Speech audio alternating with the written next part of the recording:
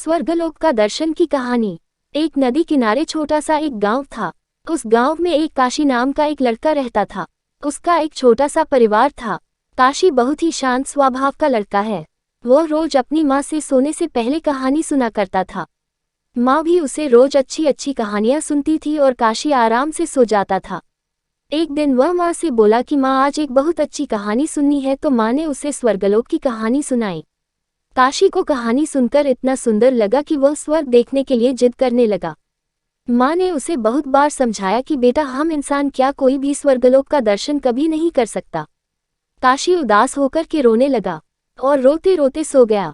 काशी को एक सपना दिखाई दिया कि एक चमकते हुए भगवान उसके सामने खड़े हैं और उससे कह रहे हैं कि बेटा, स्वर्ग देखने के लिए कुछ पैसा देना पड़ता है। तुम जब चिड़ियाघर देखने जाते हो तब पैसे देके की टिकट लेते हो ना, उसी प्रकार स्वर्ग देखने के लिए भी तुम्हें उसी प्रकार पैसे देने पड़ेंगे।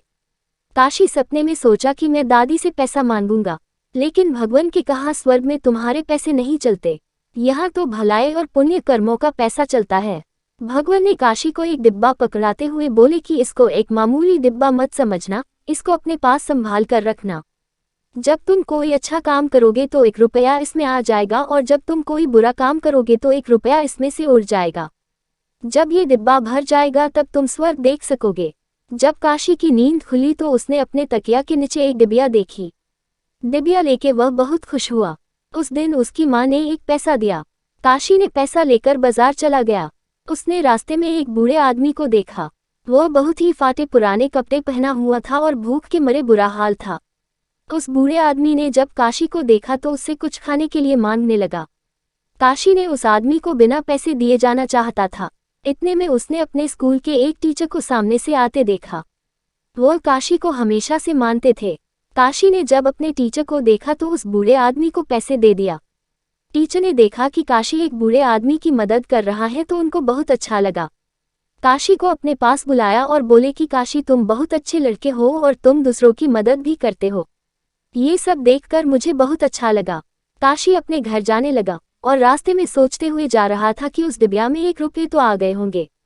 घर जाकर के डिबिया को देखा तो वह खाली पड़ी थी। काशी उदास हो गया और फिर से रोने लगा। वह रोते रोते सो गया। काशी फिर से सपना देखने लगा। सपने में उसे फिर से वही भगवान दिखने लगे। काशी ने भगवान से कहा, भगवान, आपने कहा था कि कोई पुण्य का काम करोगे तो तुम्हारे डिब्बे में 1 रुपया आ जाएगा। तो मैंने उस आदमी की आज मदद की, फिर भी रुपये नहीं आए। क्या ये पुण्य का काम नहीं है? तब भगवान बोले, तुमने अपने टीचर को देखकर उस आदमी को पैसे दिए ताकि टीचर मेरी प्रशंसा करे। ऐसे करने से स्वर्गलोक का दर्शन कैसे होगा? जो काम से लाभ मिलता है और उस काम को अच्छा माना जाए, वह तो व्यापार है, वह पुण्य थोड़े हैं। दूसरे दिन काशी की माँ काशी को 5 रुपये दिए। काशी ने उस 5 रुपये से 2 केले खरीदे। काशी का दोस्त सोहन काफी दिनों से बीमार था, तो उसने सोचा कि चलो आज उससे मिल लेता हूँ, और काशी उसके घर चला गया। सोहन को देखने उसके घर एक डॉक्टर आए थे। डॉक्टर ने कुछ दवा दिया और उसकी माँ से कहा कि आज इसको कुछ फल खाने को देना। सोहन की माँ बहुत गरीब थी। वह रोने लगी और बोली, डॉक्टर साहब, मैं दिन भर मजदूरी करती हूँ और जो कुछ थोड़ा पैसा मिलता है उससे हम लोग अपना पेट भरते हैं। इस समय बेटे की तबीयत खराब होने की वजह से मैं कितने दिनों से काम पर भी नहीं जा रही हूँ। मेरे पास फल खरीदने के लिए एक भी पैसा नहीं है। काशी ये सब बात सुन रहा था। उसने सोहन की माँ से बोला, आंटी, आप टेंशन मत लो, मेरे पास अभी 2 केले हैं, आप इसको सोहन को खिला दो। सोहन की माँ थोड़ा खुश हो गई और काशी को आशीर्वाद देने लगी। काशी सोहन से मिलकर अपने घर चला गया। घर जाकर जब डिबिया को खोल के देखा तो उसमें 2 रुपये चमक रहे थे। एक दिन काशी अपने घर के सामने खेल रहा था। उसकी छोटी बहन वहां आई और उसका कुछ खिलौने उठाने लगी। काशी अपने बहन से बोला, बहन, मेरा खिलौना मत उठाओ। फिर भी उसने नहीं मानी। जब वह नहीं मानी तो काशी ने अपने बहन को थोड़ा सा पीट दिया। उसकी बहन रोने लगी। शाम में जब अपना डिबिया खोला तो देखा कि उसमें जो पहले से 2 रुपये पड़े थे वो उड़ गए थे। काशी समझ गया था कि मैं अपने बहन को मारा, शायद इसलिए डिबिया में से पैसे उड़ गए। वह बहुत अफसोस किया और उसने आगे से निश्चय कर लिया कि कोई बुरा काम नहीं करूंगा। मनुष्य अपने जीवन में अच्छा काम करता है तो उसका स्वभाव अच्छा हो जाता है, और जब वो बुरा काम करता है तब उसका स्वभाव बुरा हो जाता है। काशी पैसे की लोभ से अच्छा काम करता था और लोगों की मदद भी करता था। लेकिन फिर काशी बदल गया और धीरे उसका मन अच्छा काम करने में लगने लगा। काशी की अच्छे से उसकी डिबिया पैसों से भर गया। काशी अपनी भरी हुई डिबिया को देखा तो बहुत खुश हो गया और उसे लेकर एक बगीचे में गया और वहां जाकर बैठ गया।